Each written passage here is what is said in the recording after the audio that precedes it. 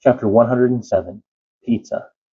The group had pulled 4 tables together and crowded around them. They ordered enough pizza to feed a small army.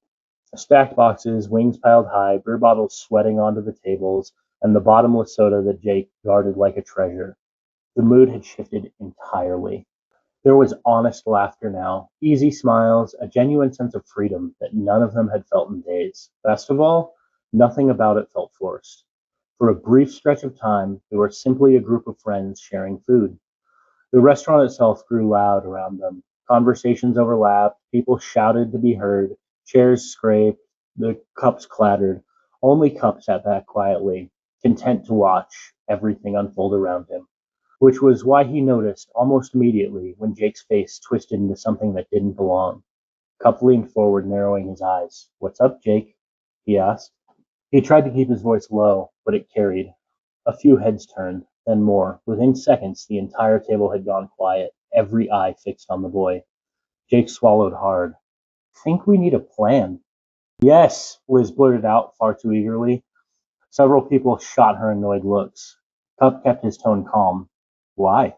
Jake flushed under the attention. He stared down at his half-eaten slice in his hand before forcing himself to look up again. "There's a shaper hunting us." The words settled heavily over the table. Jake drew a breath and continued quieter now. "He smashed into the house. He's violent and mad."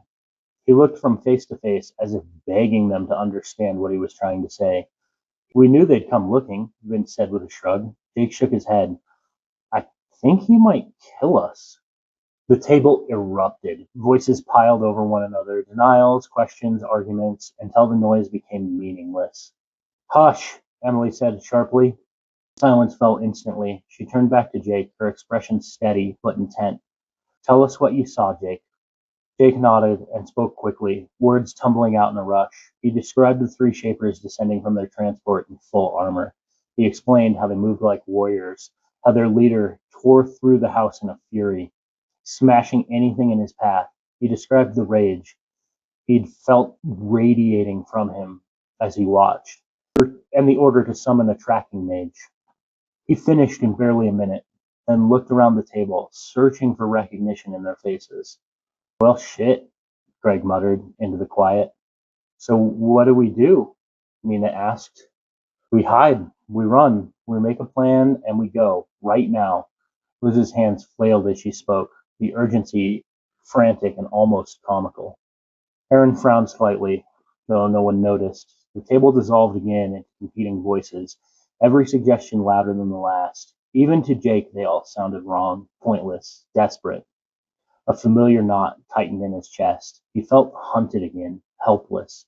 The same sick dread he'd known when he first realized what Ghent was. Tears blurred his vision before he could stop them. He blinked hard, wiped his face quickly, hoping no one would notice. Around him, the arguments continued to rise and fall like a storm. Then Cup stepped behind him, placed both hands on his shoulders. The steady pressure grounded him. "I have an idea," Cup said calmly. No one heard him, so he tried again louder. "I have an idea." This time, the noise died down. Everyone turned to him. Cup smirked faintly. "We need to turn ourselves into the Shapers." The reaction was immediate. Shouts, disbelief, head shaking. It took several minutes for the uproar to settle, enough for him to continue. He spoke calmly when he finally had the floor. "Look, we need someone who can protect us from the Shapers. No one on Earth can do that." "Wet and Ryland could," Vince said stubbornly. Cup raised an eyebrow. "Where are they, then?" Vince had no answer. Cup went on.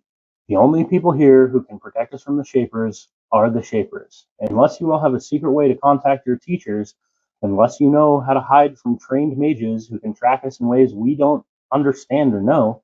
He shrugged slightly. "We don't have options. We turn ourselves in to one of the public groups. We let them take us in. And we tell them the truth, that other Shapers are trying to kill us, and we don't know why." He looked around the table as he finished. He saw fear, doubt, desperation, but no real opposition. He squeezed Jake's shoulders once more gently. "Does anyone have a better idea?" Aaron asked quietly. No one answered. The silence stretched. Finally, Cup nodded once. "Then the Shapers it is."